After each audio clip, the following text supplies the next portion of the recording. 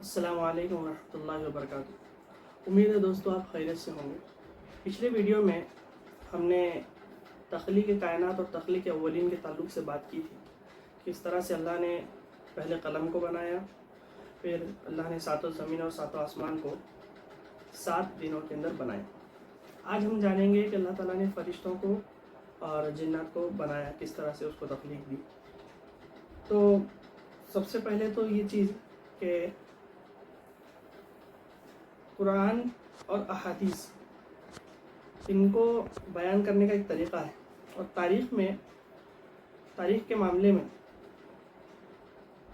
ہم زیادہ ڈیپ میں نہ جاتے ہوئے اس کو اوپری طور پر ہی سمجھیں گے تاکہ زیادہ مسائل پیدا نہ ہو، اور جن چیزوں میں اختلاف ہوگا اس اختلاف کو ایز اے تھیوری ہم سمجھیں گے، کون صحیح تھا کون غلط تھا، پھر کون زیادہ صحیح تھا کون زیادہ غلط تھا، اس کی بحث میں نہیں پڑیں گے تاکہ چیزوں کو سمجھنے میں آسانی ہو، الجھنیں پیدا نہ ہو۔ تو فرشتوں کے تعلق سے حضرت عائشہ رضی اللہ تعالیٰ عنہ کی ایک حدیث ہے جس کو مسلم شریف کے اندر کتاب الزہد میں اور مسند احمد اور مجمع الزوائد در منصور اور بحقی وغیرہ کی کتابوں میں آیا ہے کہ حضرت عائشہ رضی اللہ تعالیٰ عنہ فرماتی ہیں، حضور اقدس صلی اللہ علیہ وسلم نے ارشاد فرمایا، فرشتوں کو اللہ تعالیٰ نے نور سے پیدا کیا، جنات کو شعلہ زن آگ سے پیدا کیا، اور آدم علیہ السلام کو اس شے سے پیدا کیا گیا جس کی صفت اللہ تعالیٰ نے تمہیں بیان فرمائی، یعنی کہ مٹی سے، خاک سے۔ ایک تابعی ہیں، محدث ہیں اور مفسر بھی ہیں، حضرت اکرمہ رضی اللہ تعالیٰ رحمۃ اللہ علیہ، ان کے نزدیک فرشتوں کو نور عزت سے پیدا کیا گیا ہے، یہ در منصور کی روایت ہے۔ اور کتاب العظمیٰ میں حضرت یزید بن رومان، یہ بھی ایک تابعی ہو گزرے، انہوں نے فرمایا کہ فرشتوں اللہ تعالیٰ نے اپنے حکم سے پیدا فرمایا، اللہ تعالیٰ نے اپنے امر سے پیدا فرمایا۔ ان تینوں روایت سے معلوم پڑتا ہے کہ اللہ تعالیٰ نے اپنے حکم سے نور کے ذریعے سے فرشتوں کو پیدا فرمایا ہے۔ فرشتوں کی کثرت، سورہ مدثر کے 31ویں آیت ہے جس کا ترجمہ ہے، تمہارے رب کے لشکروں کو تیرے رب کے سوا کوئی نہیں جانتا۔ اس کا مطلب یہ ہے کہ رب کے لشکر کا مطلب کیا ہوگا؟ فرشتے۔ اللہ تعالیٰ کے فرشتوں کی تعداد سوائے اللہ کے اور کسی کو نہیں پتا۔ سعید بن جبیر رحمۃ اللہ علیہ، ان کے ذریعے سے ایک روایت ہے کہ آسمان میں کوئی جگہ نہیں ہے مگر اس پر ہر کوئی فرشتہ ایسا ہے جو بنا سجدے کے نہیں رہتا، یعنی کہ کوئی ایسی جگہ خالی نہیں ہے جس پر جو ہے فرشتوں نے سجدہ نہیں کیا ہو یا قیام نہیں کیا ہو، یہاں تک کہ قیامت قائم ہو جائے۔ یعنی کہ جب تک قیامت قائم نہیں ہوئی، ایک بار اللہ تعالیٰ نے کسی فرشتے کو بنا دیا تو وہ قیامت تک اسی چیز پر اگر ایک فرشتے کو اللہ نے کہا کہ بھائی رکوع میں وہ بندہ ہے تو قیامت تک وہ رکوع میں رہے گا، اگر اس کو حکم ہوا کہ تم سجدے میں رہو قیامت تک وہ سجدے میں رہے گا۔ ابن ابی حاتم کی ایک روایت ہے، انسان اور جن کے 10 حصے ہیں، انسان جنات کا 10واں حصہ ہے۔ اس کو ایسے سمجھے، اگر ایک وقت میں 10 لوگ پیدا ہوتے ہیں تو اس میں ایک انسان پیدا ہوگا اور باقی کے 9 جنات۔ پھر جنات اور ارواح کا یہی تعلق ہے، یعنی کہ اگر 10 جنات پیدا ہوتے ہوں تو ایک روح پیدا ہوتی ہے۔ روح کا مطلب کیا؟ یہ جنات کے اوپر کی ایک قسم، انشاءاللہ آگے آئے گا۔ اور 10 ارواح جب پیدا ہوتے ہیں، روح کی جمع پلورل ارواح، جب 10 پیدا ہوتے ہیں تو اس میں ایک روح ہوتی ہے تو 9 ملائکہ ہوتے ہیں، یعنی کہ فرشتے ہوتے ہیں۔ 9:1 جو ہم بولتے ہیں نا، ایسے سمجھ لیجیے کہ اگر 9 ہوں گے فرشتے، 9 ہوں گے ارواح تو ایک ہوگا ارواح تو 9 ہوں گے فرشتے۔ آگے ہم دیکھتے ہیں فرشتوں کے 4 سردار ہیں۔ اتنے سارے فرشتے ہیں، اس میں 4 سب میں زیادہ افضل ترین فرشتے ہیں۔ ایک ہے جبرائیل علیہ السلام، ایک ہے میکائیل علیہ السلام، ایک ہے ملک الموت اسرائیل علیہ السلام، اور چوتھے ہیں اسرافیل علیہ السلام۔ اور کچھ اور فرشتے ہیں جن کو قروبین کہا جاتا ہے، اور ایک ہے سافلین۔ قروبین جو فرشتے ہیں یہ صوفیٹک لینگویج جو بولتے ہیں نا، صوفیزم کے اندر اگر ہم جائیں گے تو اس سے ہم کو سمجھ میں آتا ہے کہ قربین یہ ملائے اعلیٰ کے فرشتے ہیں. جو ملائے اعلیٰ ایک ایسی قسم ہے، ایک ایسی جگہ ہے جہاں پر اللہ کے وہ قریب ترین فرشتے ہوتے ہیں جو ہر وقت اللہ کی عبادت میں ہوتے ہیں. یہ تھوڑا سا صوفیزم کے اندر ہم جائیں گے تو تھوڑا سا اس کو ڈیپ میں اسٹڈی ہوتا ہے. بہرحال ہم کو اوپر سے اس کو سمجھنا ہے کہ یہ وہ فرشتے ہیں جہاں پر جو ایک پلک جھپکنے کے برابر بھی اللہ کی عبادت سے غافل نہیں رہتے. اور اس کے بعد سافلین یہ ان سے کمتر والے لوگ، یعنی کہ جتنے اللہ کے احکام زمین پر اترتے ہیں ان ساروں کو پروسیس دینے کا کام سافلین ملائے سافل یعنی کہ جو سافلین والے جو فرشتے ہیں وہ لوگ اس کو انجام دیتے ہیں. تو ان کی بھی تعداد پتہ نہیں کتنے. تو 4 اوپر کے ہو گئے اور یہ ملائے سافل اور ملائے اعلیٰ کے فرشتے ہوئے. سور کے تعلق سے ایک حدیث ملتی ہے جس میں فتح الباری کے اندر ایک روایت ہے حضرت وہاب رحمۃ اللہ علیہ کے ذریعے سے کہ اللہ نے جو قیامت کے دن سور کو جائے گا اس کے تعلق سے سور کو تخلیق دیا شیشے کی طرح صاف موٹی جو ہے اس سے اللہ تعالیٰ نے اس کو تخلیق دیا. اور وہ جب سور کو تخلیق دیا تو کن کہہ کر اسرافیل علیہ السلام کو بنایا تو اسرافیل علیہ السلام بن گئے اور اسرافیل علیہ السلام کے ہاتھ میں وہ سور دے دیا.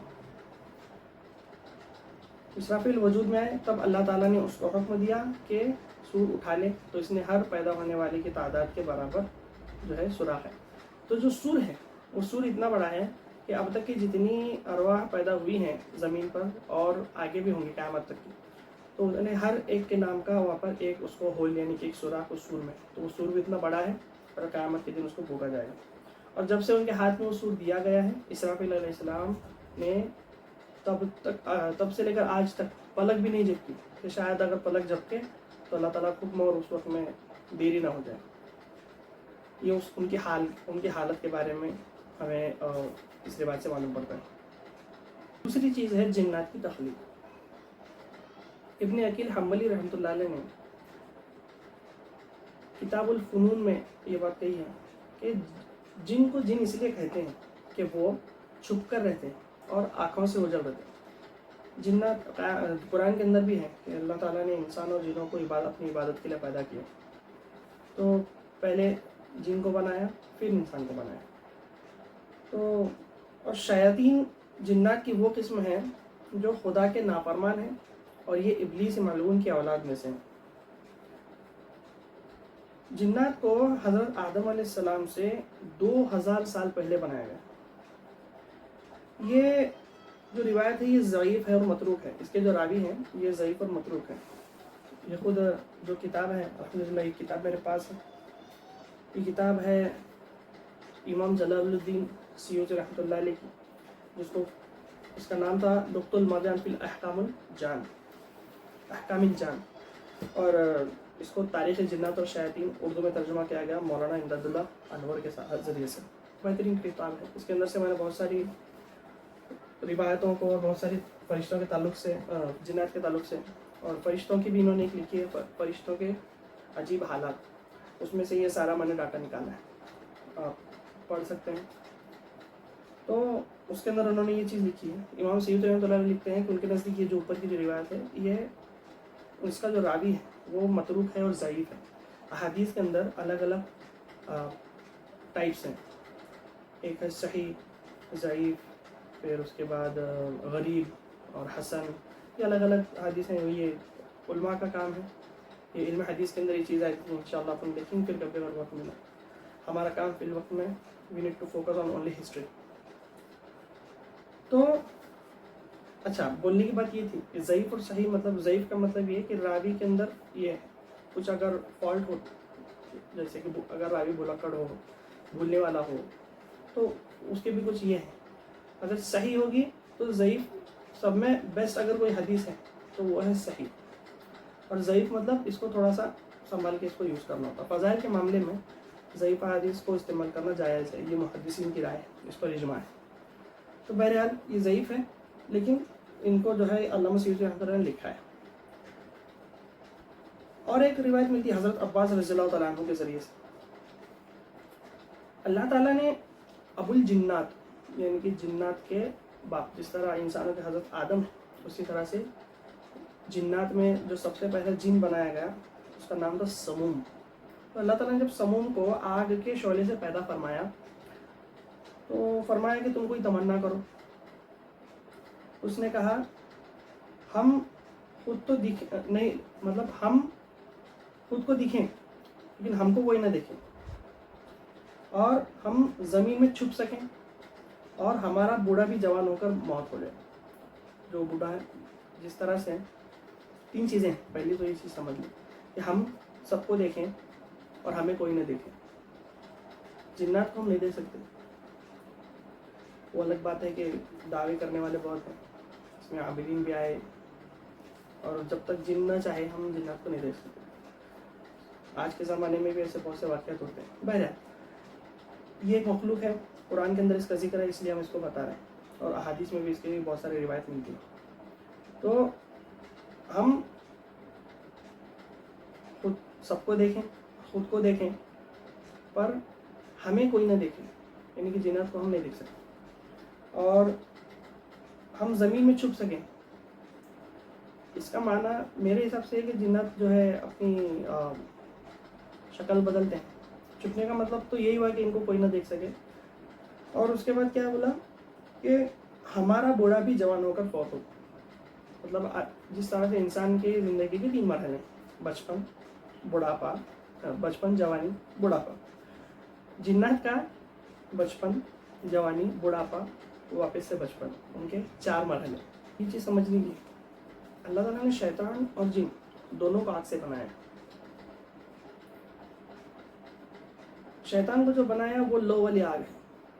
جب فار ایگزامپل اگر موم بتی لگاتے ہیں، موم بتی لگانے کے بعد جو ہے آگ کے ہم ڈفرنٹ ٹائپس آف لیئر دیکھتے ہیں. اس کے اندر پہلے ہم کو سفید دکھے گی، پھر لال دکھے گی، پھر اس کے اندر تھوڑا سا لال سے پہلے نیلی بھی ہوتی ہے، ہرے کلر کی بھی ہوتی ہے، پھر لال ہونے کے بعد تھوڑا سا اور جب اوپر جاتی ہے تو کالے کلر میں بھی ہوتی ہے. تو لو جو بولتے ہیں نا، لو، وہ آگ سے اللہ تعالیٰ نے بنایا ہے ابلیس کو. اور سبز کلر کی جو اندر جو ایک لیئر جو ہوں گی ہرے کلر کی، اس میں اللہ تعالیٰ نے بنایا ہے جنات کو. تو اللہ تعالیٰ نے جنات کو پیدا کیا، زمین میں آباد کرنے کا حکم فرمایا، زمین کو آباد کرنے کا حکم فرمایا، اور وہاں پر یہ لوگ عبادت کرتے رہے، عبادت میں رہے، حتیٰ کہ عرصہ دراز گزر گیا تو انہوں نے اللہ کی نافرمانی کرنا شروع کر دی اور قتل و غارت گیری کرنا شروع کر دی. یہاں تک کہ ان میں ایک سردار تھا، یوسف نام تھا اس کا، اس کو بھی انہوں نے کیا کیا، قتل کر دیا اور سرکشی پر اترایا. تو اللہ تعالیٰ نے دوسرے آسمان کے فرشتوں کا لشکر، جس کی سرگردگی، جس کے سپہ سالار ابلیس یعنی کہ شیطان تھا، اس کی سرگردگی میں 4000 فرشتے جو کہ دوسرے آسمان کے تھے، جن کو جن بھی کہتے ہیں، ان کو بھیجا. اور انہوں نے ان فرشتوں کو، ان جنات کو مار بھگایا، اور وہ جنات جا کر بسے کدھر، سمندر کے جو جزیرے تھے وہاں پر یہ لوگ بھاگ گئے. اور شیطان نے اپنے لشکر سمیت زمین پر آدم علیہ السلام سے 40 سال پہلے آ کر اقامت اختیار کر لی. یہاں تک کہ بہت یہاں پر اس نے عبادت کی شیطان نے. میں نے اپنے بڑوں سے سنا ہے کہ زمین کا کوئی حصہ باقی نہیں رہا جہاں پر اس نے عبادت نہ کی ہو، جہاں پر اس نے اللہ کے لیے سجدہ نہ کیا. یہ جو روایت ہے، جو سمندر اور جو شیطان نے آدم علیہ السلام سے آ کر 40 سال پہلے آ کر اقامت اختیار کی تھی، یہ روایت یہ تاریخ محمد بن اسحاق سے لی گئی ہے، اور مستدرک الحاکم نے اس کو صحیح قرار دیا. کتاب العظمیٰ یعنی کہ حضرت وہب رحمۃ اللہ علیہ نے حضرت ابن عباس رضی اللہ عنہ سے نقل کیا ہے کہ اللہ نے جنت کو دوزخ سے پہلے بنایا، اپنی رحمت کو غضب سے پہلے، اور آسمان کو زمین سے پہلے، سورج اور چاند کو ستاروں سے پہلے، دن کو رات سے پہلے، سمندر کو خشکی سے پہلے، زمین کو پہاڑوں سے پہلے، جنات کو انسان سے پہلے، اور نر کو مادہ سے پہلے پیدا فرمایا. تو اس طرح سے اللہ تعالیٰ نے تخلیق کی. پھر اس کے بعد شیطان اور آدم کا قصہ شروع ہونا. نیکسٹ ویڈیو میں انشاءاللہ اس تعلق سے حضرت آدم علیہ السلام کی تخلیق جو گفتگو اللہ تعالیٰ نے فرشتوں سے کی، فرشتوں کے درمیان جو بات ہوئی ماشاء اللہ بہت اچھی قرآن کے اندر اس کا ذکر ہے، وہ بھی کوشش کروں گا کہ بنا غلطی کے، کیونکہ قرآن اور احادیث کا مسئلہ ایسا ہے کہ اگر غیر عالم اگر اس کو بات کریں تو اس کو ساودھانی سے اور سنبھل کر بات کرنا زیادہ، کیونکہ پھر اس میں تفسیر بالرائے کا مسئلہ آ جاتا ہے اور یہ بہت بڑا گناہ ہے۔ کوشش کریں گے کہ قرآن کے ذریعے سے اس چیز کو سمجھنے کی ہم آپ سب کو سمجھانے کی کوشش کریں گے۔ نیکسٹ ویڈیو میں انشاءاللہ تخلیق آدم اور ابلیس کے تعلق میں بات۔ السلام علیکم۔